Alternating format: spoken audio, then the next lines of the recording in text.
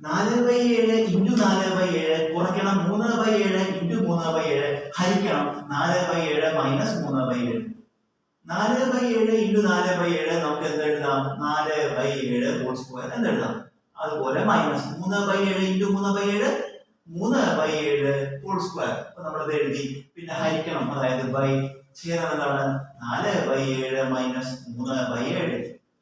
നമുക്ക് ഇത് നോക്കൂ. 4/7 whole square minus 3/7 whole square a square minus b square എന്ന ഐഡന്റിറ്റിയാണ്. A square minus b square എന്താ? A plus b into a minus b. അപ്പൊ നമുക്ക് ഇതിനെ എങ്ങനെ എഴുതാം? 4/7 പ്ലസ് 3/7 ഇൻറ്റു 4/7 മൈനസ് 3/7. ഇപ്പൊ നമ്മള് ന്യൂമറേറ്റർ എഴുതി, അംശം എഴുതി. ബൈ ഡിനോമിനേറ്റർ എന്താണ്? 4/7 മൈനസ് 3/7. നമുക്ക് 4/7 മൈനസ് 3/7 4/7 മൈനസ് 3/7 വെട്ടി കളയാം.